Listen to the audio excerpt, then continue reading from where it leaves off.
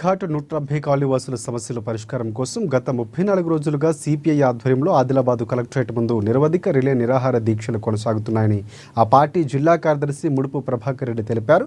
జిల్లా ఇన్ఛార్జ్ మంత్రి సీతక్క పర్యటనలో కలిసి సమస్యలు విన్నవించామని ఆదివారం ఉదయం 10 గంటలకు దీక్షా శిబిరాన్ని సందర్శిస్తారని తెలిపారని అన్నారు. కాపు నిషాన్ ఘాట్ అలాగే 170 కాలనీల ప్రజలు పెద్ద ఎత్తున దీక్షా శిబిరానికి రావాలని ఆయన పిలుపునిచ్చారు.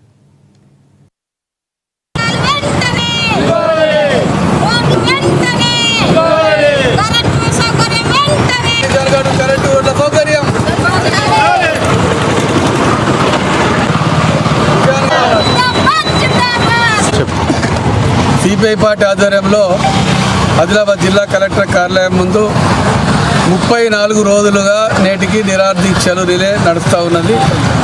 ఈ రిలే దీక్షలు కలెక్టర్ గారికి అందరి దృష్టికి తీసుకురావడం జరిగింది.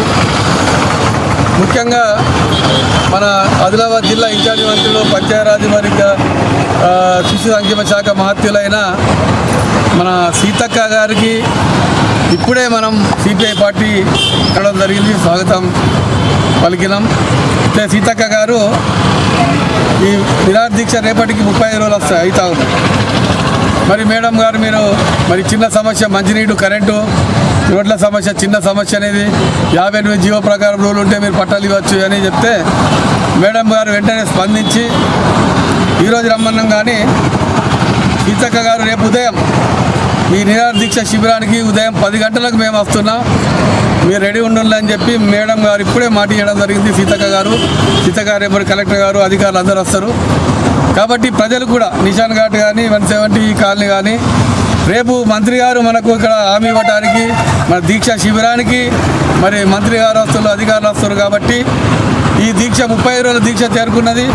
మరి మిత్రపక్షం ప్రజాపాలన ప్రభుత్వం మాది అయినప్పటికీ ప్రజా సమస్యల పట్ల నిరాహార దీక్ష చేయక తప్పలేదు. కాబట్టి మంత్రి గారికి వివరించినాం, మన ప్రభుత్వమైన సమస్యల కొరకు నిరాహార దీక్ష చేస్తున్నాం, మీరు రండి అని తప్పకుండా దీక్షకు వస్తా అంటే రమ్మంటే సీతక్క గారు రేపు ఉదయం 10 గంటలకు వస్తున్నామని ఇప్పుడే మా మాట ఇవ్వడం జరిగింది. స్వయంగా కలిసి మేము మేడంకు సన్మానం కూడా ఇవ్వడం జరిగింది. రేపు ఉదయం 10 గంటలకు ఇక్కడ వస్తున్నది.